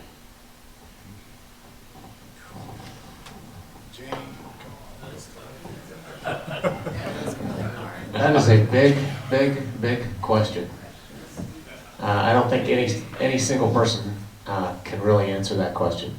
I know that we can each have an effect on what occurs either in the House or the Senate by trying to change some of the rules so that bills don't get slid in desk drawers, can introduce some type of accountability there. The World Economic Forum is involved in Idaho state politics, as far as I can tell, through the Idaho Association of Commerce and Industry. There are some companies that are on that board of directors that also have ties with the World Economic Forum. And that's a big issue. And I believe that Governor Little was one of those on the Idaho Association of Commerce and Industry at one point. So we have a lot of lobbying going on from them. I know there's a lot of money pouring into campaigns from them also, right? So just being aware, number one, right, that that's occurring, I think that making people aware, I was talking about earlier about silence is consent, right? And that's one of the things that you don't hear out of our Senate, right? You don't hear it from Senator Cook. He doesn't talk about any of that stuff, right? That's occurring in our Senate. I know if you look at some of our legislators that produce legislative updates, like Heather Scott, Priscilla Giddings, to name a couple, they're talking about this stuff, right? And they're talking about it almost every week, right? But they're reaching a limited number of people. So I think that putting people in there that are going to be talking about that stuff, now the audience grows. And so I think that growing the audience will make some inroads on controlling that influence in the state. And that's not really the best answer. The other thing I think we really need to do is we really need to change some of the processes in Boise on how bills are presented and how they make it into the Senate or into the House. And so, because we do lack integrity on some of those folks that are there. So I think making some of those changes could help that. It's tough to combat the propaganda, right? I mean, everything you see on television, whether it's news, the local news even, like Channel 8 or Channel 3 or Channel 6, right? A certain amount of that is propaganda, right? And so that's difficult to overcome, but it's especially difficult to overcome when you have people that are silent about it.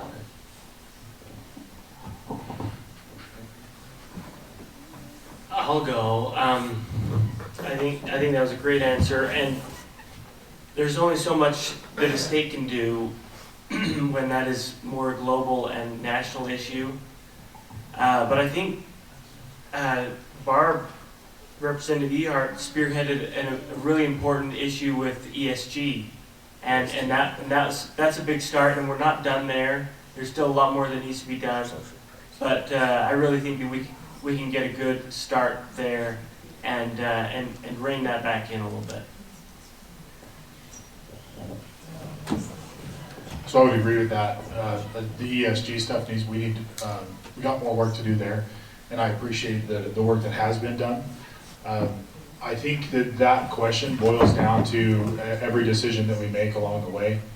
Like I said, trying to make sure that it's the decisions we make lean toward liberty, that they lean toward individual liberty, that they lean toward the Constitution, rather than being beholden to a New World Order or the World Economic Forum or anything like that. So I agree with Kevin here that it's one of those things that is, while we can have influence here in Idaho, and especially trying to keep our state free and keep things going by the decisions that we make, we need bigger help than that. And it's a bigger issue than just Idaho, and we can get steamrolled if we don't get help from other states as well. You want to answer that since you... Oh, I will. I mean, I can go in if you want to, or if you don't. Yeah, I'm happy to after Doug, because I definitely have an answer to that one. Well, my thought is the first thing that has to happen is people, everybody, people, have to realize what's happening, that it is happening. It's not just these people up here, it's not just the legislature, it's everybody. You have to realize what is going on. And you have to believe that it is going on, and you have to convince your neighbors and your families and all of this that it is going on. And that we can't just stand there and sit there with our, our hands over our eyes and over our ears and whatnot and say, I don't want to believe it, and that it is not happening. It is happening. We, and I use that inclusively of all of us, have to figure out how to push back. We have to say no on a lot of things. We have to learn how to live differently than we have done.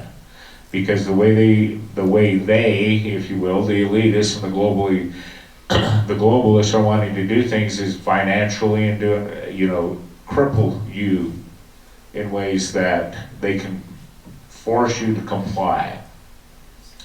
So you have to prepare, you have to do things to help you and your community.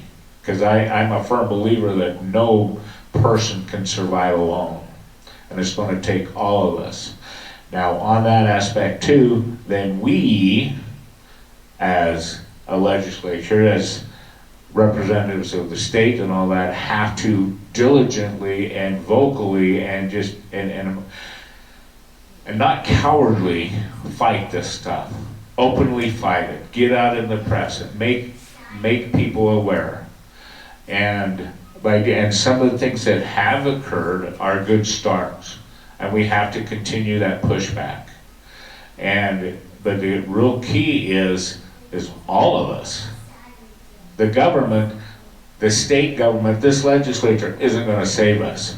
We don't have the magic bullet. We're just like you, but it's together we can. And when I say we, I mean all of us. That's my stand-up for Idaho hat, if you will, is we together can figure out how to push back and make this change. We have to save ourselves. We have to make the difference and not be relying on somebody else to do it for us. So we, these people up here, will do everything that we can, at least I'll speak it for all of us, we'll do everything that we can to push back against it and to stop these things. But we obviously need your support. We need your support in supporting us. We need your support in supporting the others of us that have the same values and are trying to do this.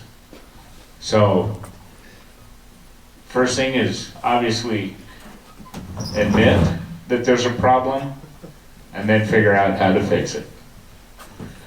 These are the ones we need to really fix it for. Do you want to say something? Smart girl. So I have a two-part answer, slightly different than that. First off, one of the things I've been talking about for quite a few years is it's really going to come down to the temp. It really is. And you see this happening in Florida, and you're going to see more states either stepping up, and that's something for which I've been working actually for a while. One of the few conferences that I choose to go through every year, legislators go to a lot of different ones. My first year I hit a couple, and I didn't find them as useful to me. But the one that I go to is David Barton's, Wall Builders. Last year, I tried to get more legislators. I started a little too late. As a matter of fact, David was willing to come here to Idaho if the legislators would come here. Our legislators, Representative Anders being one of them, yes, I did. I was the one who was able to bring Glenn Beck and David to Idaho to interact with our governor, the leadership, but with us as legislators. I think we had about 40 legislators there. And we worked with Glenn and his staff to really make that happen. It was a great event, but by the time we were then getting to the time we got the legislation done, because we were crafting that for Idaho, there was too much of a space. The other side had too much time to work. But one of the things that David Barton's Wall Builders 2 years ago, and I'm still working with this group, is he'd have breakout sessions for the legislators, literally working on the 10th Amendment. What are we going to do and how are we going to achieve sovereignty? Because that's really, I mean, every state is sovereign. But and we can say that till we're blue in the face. So there are multiple facets to approaching that. One, obviously, is electing those who believe that. There's also the process of working and doing the hard work to change hearts and minds. You're not going to change all hearts and minds. Obviously, some will probably happen through elections. But how do we work in conjunction where we're both changing hearts and minds, and we're also electing those who understand and support that? So that's something which already doing. When it comes to the World Economic Forum, Larry Fink, Klaus Schwab, that is an ongoing problem. And that's another reason why I am spearheading, speaking of another thing, that I'm doing, is spearheading the Greater Idaho, which is allowing and looking to allow Southern Oregon to join in with us. They are even more conservative than I believe Idahoans are. And I believe what you're going to see happen, unfortunately, in the United States, is you're going to see regional alignments. Because at some point, the states are going to push back. At least those who don't buy into wokeism. And so where are we going to be? And where's Idaho and where's the legislature going to be? So I have been invited by Glenn and the Heritage Foundation and the Heartland as Idaho's representative, where we're going to go it'll be there on election day, but for an intense work session on how I think we have up to 30 legislators, one from each state, if they all make it there, on how we're going to push this forward in the states and inform our people. So it should be a really good working group with other states and other legislators so that we can come with a plan, and be more effective to be able to come back and both alert our people. Because I think you're asking, what is our responsibility? Obviously we all have to be part of it, but what is our responsibility as legislators? And so I am anxiously engaged in these very things. And when Glenn had reached out, from the things I had on my docket, I made a hard and fast turn to try and push this through. And I'm telling you, nights, sometimes till 3 and 4 in the morning, trying to work on this. I didn't even go to CPAC to get my award, my excellence award. And I really wanted to go, and I really wanted to see President Trump, but there were some things that I had to do to try to meet deadlines, so I stayed. So, I'm committed.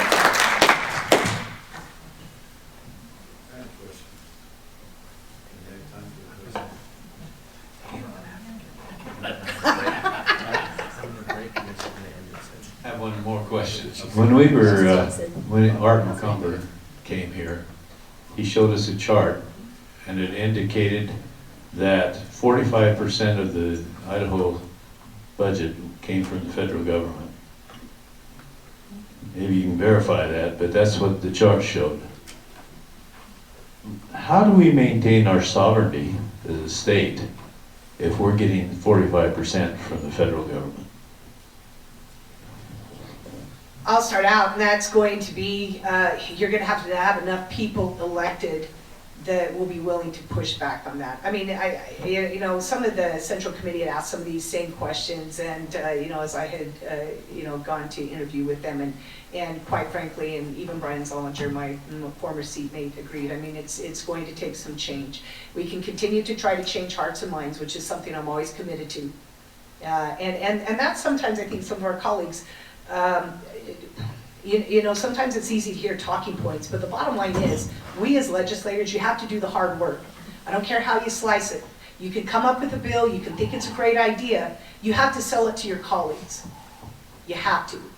And obviously, on the ESG, we fell short on that, at least with the understanding what was there, but yet, you have to sell it to your colleagues. So that's going to be, selling it to your colleagues. And fortunately, I think we can sell it to the House. There's going to be a change. I mean, there's another body. It's the beauty of our system, but it also makes our part very difficult at times to overcome. And which is why I remind people, I've been mocked here in the paper for having said it. I've been mocked a few times, but as Representative Andrus knows, last year 3 times on the House, I stood to remind our House members that we are not co-equal branches of government, as so often our colleagues and others like to say. We are not. Our founders did not intend that. We're co-equal in our responsibilities to uphold the Constitution, but we are a check and balance. And the legislative branch is a predominant branch. The legislative branch makes the laws. And so right now, one of the other problems we have is the legislative branch through the years. It wasn't just 1 year. It wasn't since we've been trying to get the power back. The legislative branch, and it's happened even at our federal level, has ceded its power and its responsibility to the executive. And we have to get that power back. And the legislative branch has to step up and do what it was designed to do. And then when the judicial decides to step in and insert itself, say no. And that's all part of making that move towards a sovereign state.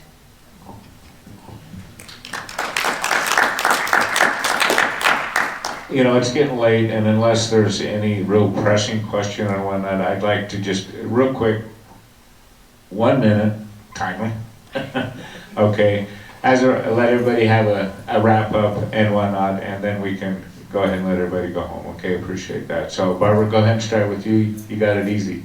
You're still hot from what you're doing, so go for it. You give me a mic, I don't even need the mic.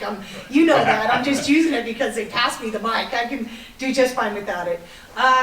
You know, I find it interesting, the situation which I currently find myself with an opponent claiming to be conservative and yet deciding to run against the most conservative person in our district, and the person who, at least as my colleagues have said, has probably done more and been more effective than certainly anyone from here, you know, in years.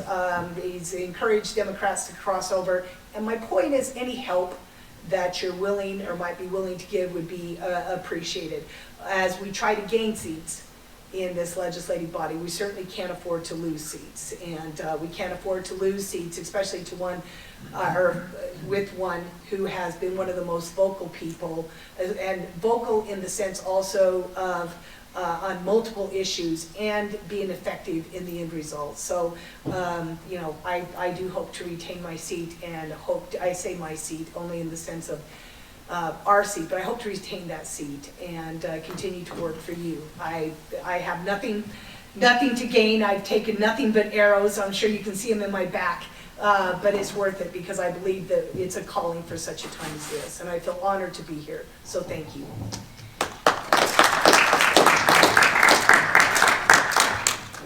Hey, Barbara, I'd vote for you if I could. Okay, thank you. You know what amazes me?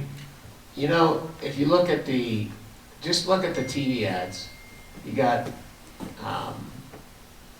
person after person after person claiming to be conservative, like Governor Little, for example. He's the true conservative in the race, right? And so, you know, I hate to even assume that label at this point. So I would suggest that you look at the voting record. If you don't like that voting record of your legislator, representative or senator, and you're listening to me up here speak about what, you know, the values that I hold dear, and if that person does not reflect the voting record that you want to see in the Senate, then I'm going to recommend that you vote for me. So, thank you. Again, I just want to thank you so much for being here, for being involved. That is so important. Thank you so much for your time and commitment to this. And then I've got to put in a plug for Representative Ehart. Just earlier this year, somebody asked me who the best legislator was, and I said Barb, and I mean it. She is excellent. You've got a great one over here. Other than that, I just want to say, I appreciate the work that you're all doing, and we need more help. We need you to talk to your neighbor, to reach out and get the word out of what is going on and how we can be better and how we can stand up for Idaho. I appreciate it. So I agree. Actually, Barbara's one of the reasons that I'm sitting up here. The first interaction I had with her that was face to face, the first interaction I had with her was not a good one. And that was totally my fault. And she was gracious enough to say, why don't you come and meet me in person? And you know, like I said, I'm not a coward, so sure. And I sat down with her at lunch, and she looked at me and said, well, where have you been while I've been doing all this work?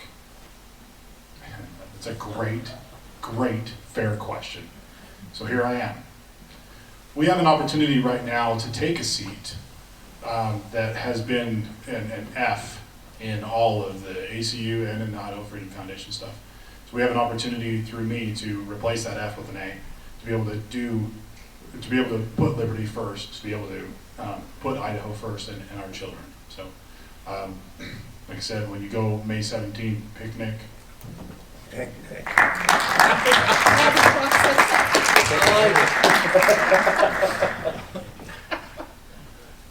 I can vote for Barb. I'll vote for you, Barb.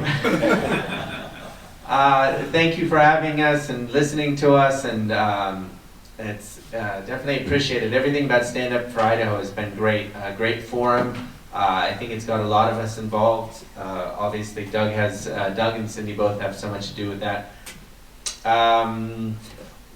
You know, it didn't get talked about much, so I'll hammer the nail again. All these freedom scores and the ACU scores. It's so hard to see through all the legislation. The scores, they're not perfect, but they allow you to look and say, you know, what are they doing? You know, what are their scores? And I think we're dealing with everyone. All our opponents have essentially terrible scores, Fs generally, Fs and D minuses. And so thanks for everyone here. I know it's pretty involved, so you know we appreciate that.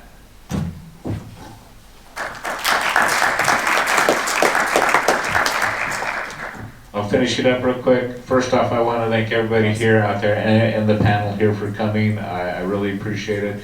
The key here obviously is we need to vote. May 17th is a key date. Everybody needs to talk to their friends, their neighbors. Do your research, figure out who really represents your values. And if you're okay with the way things are going, then keep the same people in. If you're not, then you need to do something different. And with that, I really appreciate everybody for coming. I'm going to wrap it up. Just a few things here for Stand Up for Idaho. Remember, we're going to have a party on the 11th. We need a little bit of committee. People want to help volunteer with that to help blow up balloons, things like that. We'll figure it all out. But I really would like to, let's pack this place. We have to, it's a celebration of our ability to vote and actually have a say in what happens in our government. And we need to practice that. We need to celebrate that fact. And the hope will be is that on the 11th we'll have a good time, and then on the 17th and the 18th we'll have a greater time and actually have made a change in some things. So with that, everyone, I appreciate you very much, and I hope to see most of you next week. Thank you.